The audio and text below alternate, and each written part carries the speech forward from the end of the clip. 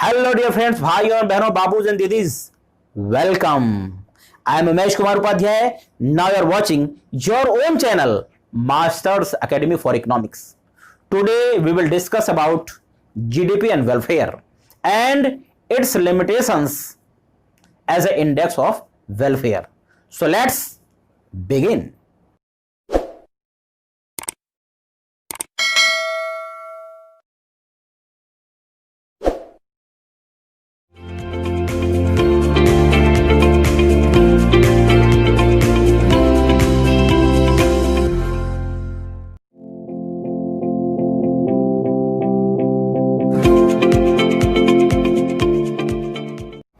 Welcome back. Question बनता है, can GDP of a country be taken as a index of welfare of a country. अगर हम welfare की बात करें तो वेलफेयर क्या है? Welfare is a sense of wellbeing. लोगों का हैप्पी होना, अच्छा होना, ये आपके वेलफेयर को इंडिकेट करता है। किसी भी पर्सन का, किसी भी इंडिविजुअल का, या फिर पूरे मैक्रो इकोनॉमी लेवल पर, पूरे कंट्री के लेवल पर अगर हम वेलफेयर की बात करते हैं तो वेलफेयर का जो कॉन्सेप्ट है वो केवल और केवल मटेरियल आइटम से डिसाइड नहीं होता है, बल्कि साथ साथ में वो कुछ नॉन मटेरियल चीजें हैं जिनसे भी उसका वेलफेयर डिसाइड होता है। अगर हम ये कह सकते हैं कि more consumption of goods and services उसके वेलफेयर को डिसाइड करते हैं, तो ये एक बात हो सकती है। लेकिन साथ ही साथ फैमिली एनवायरनमेंट भी अच्छा होना चाहिए, कंट्री में लॉ एंड ऑर्डर भी अच्छा होना चाहिए, साथ ही साथ एनवायरनमेंट की कंडीशन अच्छी होनी चाहिए। किसी कंट्री में अगर ये सारी चीजें अवेलेबल हैं तो उस कंट्री में वेलफेयर बढ़ता है। लेकिन अगर ये सारी चीजें अवेलेबल नहीं है तो कंट्री में वेलफेयर नहीं बढ़ता है। जीडीपी से क्या मतलब है? अभी तक हमने जाना कि वेलफेयर से क्या मतलब है। अब साथ ही साथ हमको यह जान लेना चाहिए कि जीडीपी से हमारा क्या मतलब है।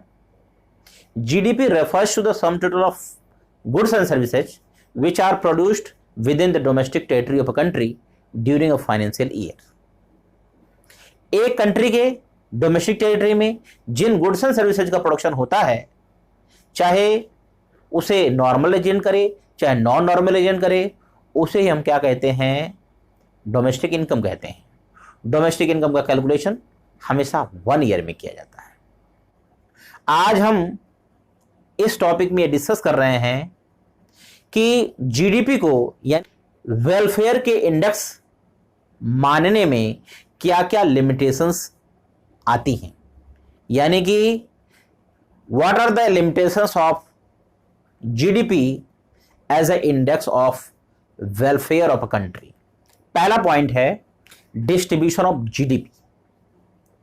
अगर किसी कंट्री में जीडीपी बढ़ रहा है तो हमेशा उस बढ़ते जीडीपी की वजह से उस कंट्री में वेलफेयर हो रहा है, ऐसा नहीं हो सकता है। अगर बढ़ते हुए जीडीपी का फायदा उस कंट्री में रहने वाले लोगों को, सबको हो रहा है, यानी सबकी इनकम बढ़ रही है, सबके लिए गुड्स एंड सर्विसेज की अवेलेबिलिटी बढ़ रही है, तो उस बढ़ते हुए जीडीपी से हम कहेंगे कंट्री में वेलफेयर बढ़ रहा है।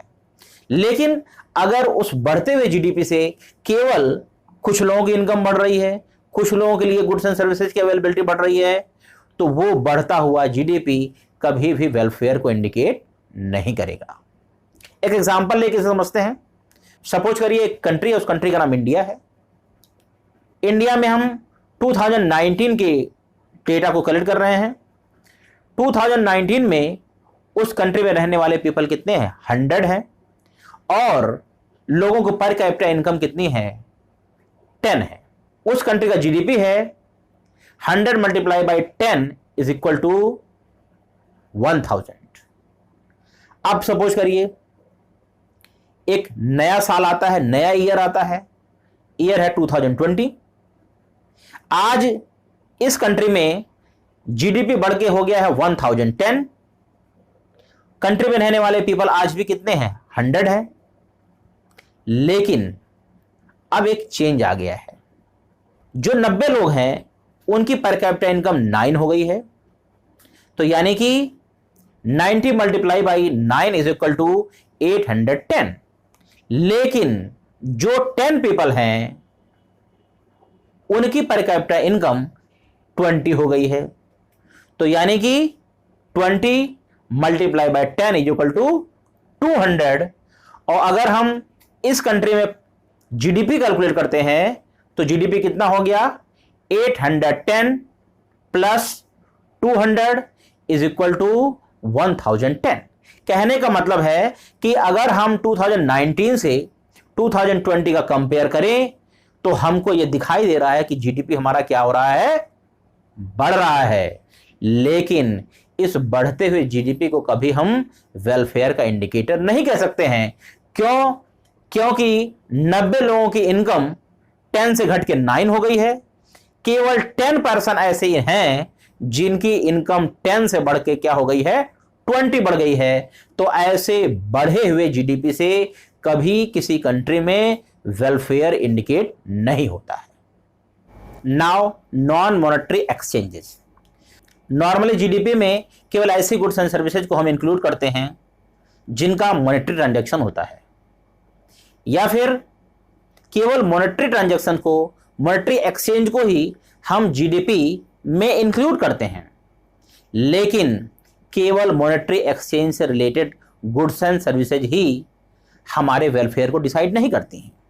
हमारे वेलफेयर में हमारी फैमिली की कंडीशन, हमारे एनवायरनमेंट की कंडीशन, हमारे यहाँ लॉ एंड ऑर्डर क्या है उसकी भी कंडीशन हमारे वेलफेयर को अफेक्ट करती है।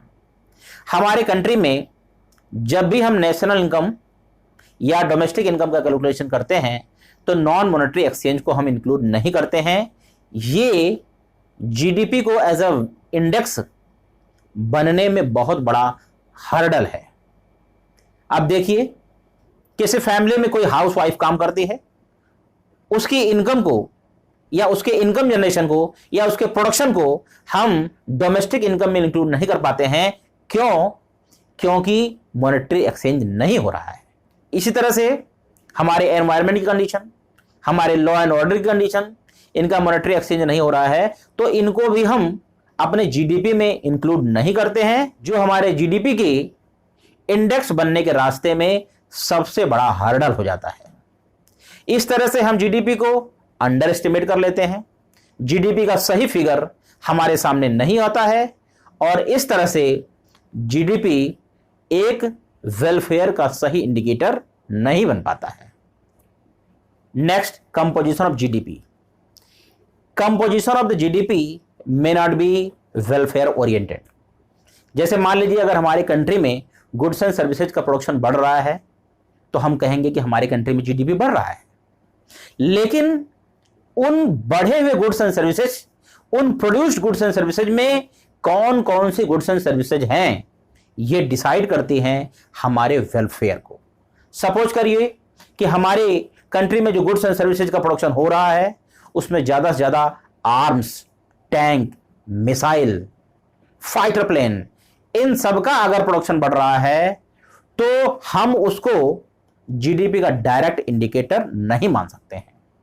अगर हमारे कंट्री में फूड, शेल्टर, क्लॉथ, हॉस्पिटल्स और एजुकेशन फैसिलिटीज बढ़ रही है तो हम कहेंगे हमारे कंट्री में वेलफेयर हो रहा है। लेकिन आर्म्स, टैंक्स और मिसाइल्स, फाइटर प्लेन्स का प्रोडक्शन हमारे जीडीपी को as a welfare of the indicator के रूप में डायरेक्टली शो नहीं करते हैं। हालांकि इनका भी हमारे कंट्री के वेलफेयर में इनडायरेक्ट रिलेशनशिप है, इनडायरेक्टली हेल्प है, लेकिन हम इन सारी चीजों के प्रोडक्शन से कंट्री के वेलफेयर को डायरेक्ट इंडिकेट नहीं कर सकते हैं। Next, externalities. Externalities refers to the positive and negative impact on the society by the activities of an individual, a person or a firm for which he or she is neither penalized nor rewarded।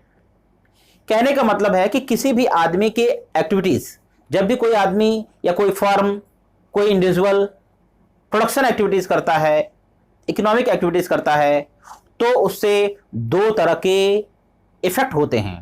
पहला positive, दूसरा क्या है, negative. अगर हम केवल और केवल positive impact को ध्यान देते हैं तो इसका मतलब है कि जीडीपी को हम क्या कर रहे हैं, ओवर एस्टिमेटेड कर रहे हैं। लेकिन अगर केवल और केवल हम नेगेटिव इंपैक्ट की तरफ ध्यान दे रहे हैं तो हम जीडीपी को क्या कर रहे हैं, अंडर एस्टिमेट कर रहे हैं। एक एग्जांपल लेके समझते हैं। सपोज करिए एक रिफाइनरी है, रिफाइनरी में क्रूड ऑयल का रिफाइन किया जाता है, साथ ही साथ इस क्रूड ऑयल को मार्केट में पेट्रोल डीजल के रूप में बेचा जाता है। ये हमारी इकोनॉमी को पावर देते हैं, स्ट्रेंथ देते हैं, ये पावर जनरेटर का काम करते हैं। अगर हम वैल्यू एडिशन करते हैं और केवल उस रिफाइनरी के पॉजिटिव इंपैक्ट की तरफ ध्यान देते हैं तो हम ये कहेंगे कि उस रिफाइनरी की वजह से हमारे कंट्री में वेलफेयर बढ़ रहा है, लोगों की इनकम बढ़ रही है, गुड्स एंड सर्विसेज का प्रोडक्शन बढ़ रहा है। लेकिन जब हम ये ध्यान देते हैं कि इस रिफाइनरी की वजह से उस रिफाइनरी के पास जो रिवर है, जो नदी है, उस नदी में पोल्यूशन फैल रहा है, वहां पे मछलियां मर रही हैं, उन मछलियों को बेचकर जो फिशरमैन, जो मछुआरे अपना जीवन चलाते थे, उनको प्रॉब्लम हो रही है। उन मछलियों को खा के न जाने कितने लोग बीमार हो रहे हैं। तो इस समय हम उस रिफाइनरी के नेगेटिव इंपैक्ट को ध्यान देते हैं। हम देखते हैं कि सोसाइटी पे उसका क्या नेगेटिव इंपैक्ट पड़ रहा है। नॉर्मली क्या करते हैं, जीडीपी का कैलकुलेशन करते समय केवल वैल्यू एडिशन मेथड से उसके पॉजिटिव इंपैक्ट का ध्यान देते हैं। इन नेगेटिव इंपैक्ट के ऊपर हम ध्यान नहीं देते हैं, जिसके वजह से हम जीडीपी का क्या करते हैं, ओवर एस्टिमेशन करते हैं। इस तरह से अगर किसी कंट्री में केवल और केवल पॉजिटिव इंपैक्ट की तरफ ध्यान दिया जाएगा तो बढ़ता हुआ जीडीपी कभी भी वेलफेयर को इंडिकेट नहीं करता है। तो इस तरह से हमने देखा कि ये सब सीरियस प्रॉब्लम्स हैं, सीरियस हर्डल्स हैं, जिनके वजह से जीडीपी को वेलफेयर का सही इंडिकेटर नहीं माना जाता है। तो आज का वीडियो हम ये फिनिश करते हैं, मिलते हैं नेक्स्ट वीडियो में नेक्स्ट टॉपिक के साथ। तब तक बाय बाय, जय हिंद।